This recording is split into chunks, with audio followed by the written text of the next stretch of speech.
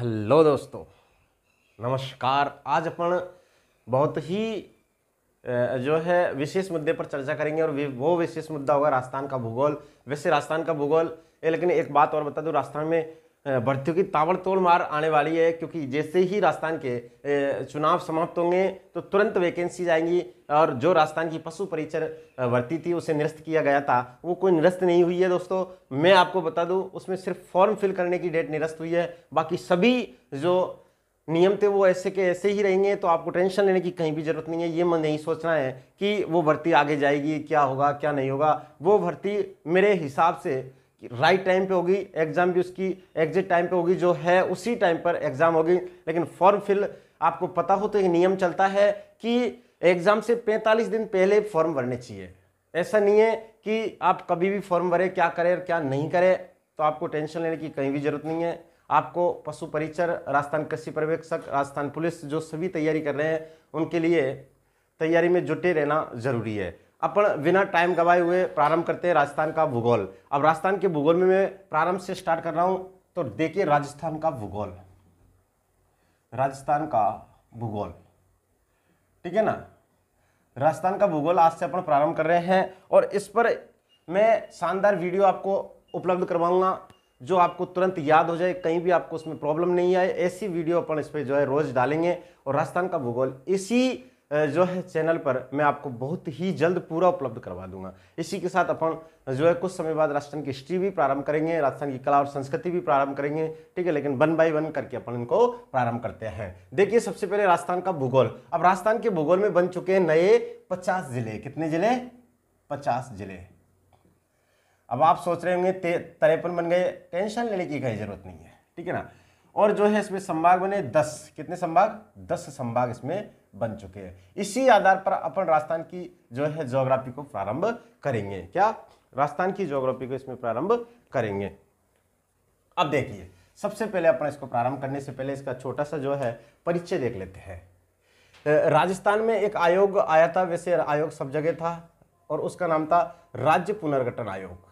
राज्य पुनर्गठन आयोग, ये राज्य पुनर्गठन आयोग। स्थापना कब हुई दोस्तों इसकी? तो इस राज्य पुनर्गठन आयोग की स्थापना हुई थी 22 दिसंबर 1953 को। अच्छा, इसके अध्यक्ष कौन थे?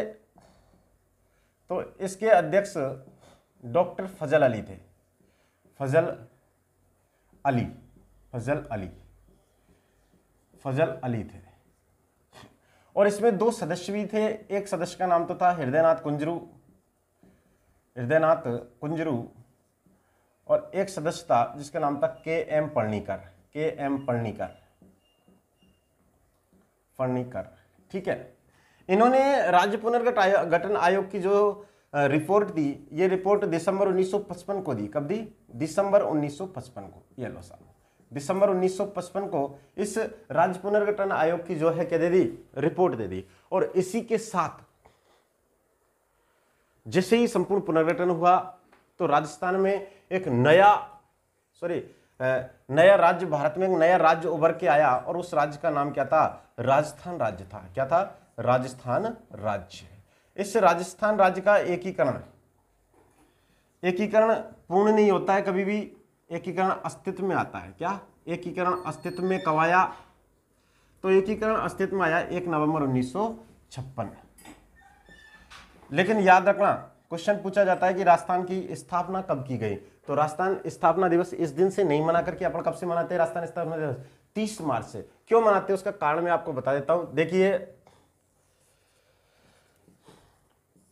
राजस्थान बन चुका था प्रारंभ, राजस्थान का स्थापना, सीधे साहब ये है कि राजस्थान की स्थापना कब से प्रारंभ हो गई थी? राजस्थान की स्थापना प्रारंभ हुई थी 30 मार्च 1949। यानी जब आप राजस्थान का एकीकरण पढ़ते हैं तो उस एकीकरण में आता है 18, 25, 18, 30, 15, यानी चौथे चरण से 30 मार्च 1949 राजस्थान की आधारशिला रख दी गई। कैसे रख दी गई? राजस्थान में 4 बड़े जिले थे और इन चारों बड़े जिलों को जयपुर, जोधपुर, जैसलमेर और जो है बीकानेर, जैसे ही ये बड़े जिले राजस्थान के इसमें शामिल हुए और शामिल होते ही हीरालाल शास्त्री जो है मुख्यमंत्री ने राजस्थान की एक तरह से हीरालाल शास्त्री के समय राजस्थान में क्या रख दिया, जो है राजस्थान में उसी दिन से यानी 30 मार्च से राजस्थान स्थापना दिवस मनाते आ रहे हैं। कहीं गाइडों में आपको मिलेगा राजस्थान स्थापना दिवस 1 नवंबर को मनाते हैं, लेकिन याद रखना राजस्थान स्थापना दिवस 1 नवंबर को नहीं मना करके 30 मार्च को मनाते हैं। ठीक है, अब आगे चलते हैं। इस समय राजस्थान में कुछ संभाग भी बने थे, आप स्क्रीनशॉट ले लीजिए। ठीक है, राजस्थान में इसी समय कुछ संभाग भी बने थे, तो मैं आपको संभागों के लिए भी अवगत कराऊं। देखिए इधर राजस्थान में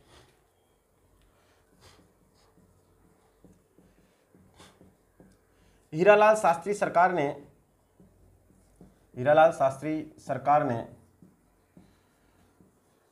5 संभाग, ठीक है 5 तो संभाग बनाए और कुछ विभाग भी बनाए थे उस टाइम पे। ये विभाग कौन कौन से थे, जैसे न्याय विभाग, जैसे वन विभाग, ठीक है ना, जैसे वन विभाग। संभाग आपके थे जयपुर, जोधपुर, कोटा, उदयपुर और बीकानेर। ये 5 संभाग उसी टाइम पर अस्तित्व में आ गए थे। ठीक है, और इधर कुछ विभाग जैसे न्याय विभाग, वन विभाग, शिक्षा विभाग, ठीक है, और इसमें था कृषि विभाग और एक था खनिज विभाग। एक क्या था, खनिज विभाग, खनिज यानी खनन विभाग, खनिज विभाग। अब देखिए आप न्याय विभाग किसको बनाया, तो न्याय विभाग आपके जोधपुर में। ठीक है, वन विभाग किसको बना देंगे अपन, तो वन विभाग अपन बनाएंगे कोटा को, शिक्षा विभाग बीकानेर को, ठीक है, और कृषि विभाग भरतपुर को, ठीक है ना, और खनिज विभाग आपने उदयपुर में बना दिया। कहाँ बना दिया, उदयपुर में बना दिया। ठीक है ना, यानी इसी के साथ राजस्थान में कुछ विभाग भी बन गए और जो है 5 संभाग भी बन गए। ठीक है ना, लेकिन क्या होता है धीरे धीरे कहानी आगे बढ़ती है और 1 नवंबर का एक दौर आता है, 1 नवंबर 1956। इस 1 नवंबर 1956 को राजस्थान में राज प्रमुख की व्यवस्था तो समाप्त हो जाती है। क्या, राज प्रमुख की व्यवस्था तो समाप्त हो जाती है और एक नवीन व्यवस्था लागू होती है और उस नवीन व्यवस्था का नाम था राज्यपाल। क्या, राज्यपाल। अब पूछा जाए आपसे कि राजस्थान के प्रथम राज्यपाल कौन थे, तो राजस्थान के प्रथम राज्यपाल गुरुमुख निहाल सिंह थे। कौन थे, पंजाब निवासी गुरुमुख निहाल सिंह थे। ठीक है ना, ये राजस्थान के प्रथम जो है राज्यपाल बने थे और इसी के साथ अंतिम राजप्रमुख मान सिंह को पद से हटा दिया। ठीक है ना, और इनके साथ ही राजस्थान में नया पद आ गया, क्या, राज्यपाल का। ठीक है, अब आगे बढ़ते हैं। देखो ज्यादा डीप में नहीं जाएंगे अपन, लेकिन धीरे धीरे एक एक करके अपन पढ़ते चलेंगे। इनकी स्क्रीनशॉट लेना ना भूले। ठीक है, अब आगे चलते हैं। दौर था 1962 का, बात है अप्रैल 1962 की। कब, अप्रैल 1962। अपन को पढ़ना क्या है, राजस्थान, तो धीरे धीरे अपन को क्या है, राजस्थान पे आना है। अप्रैल 1962 में सरकार थी मोहनलाल सुकाड़िया की। किसकी, मोहनलाल सुकाड़िया सरकार। इस मोहनलाल सुकाड़िया सरकार ने क्या किया दोस्तों, इस मोहनलाल सुकाड़िया सरकार ने संभागीय व्यवस्था को समाप्त कर दिया। क्या, संभागीय व्यवस्था को समाप्त कर दिया।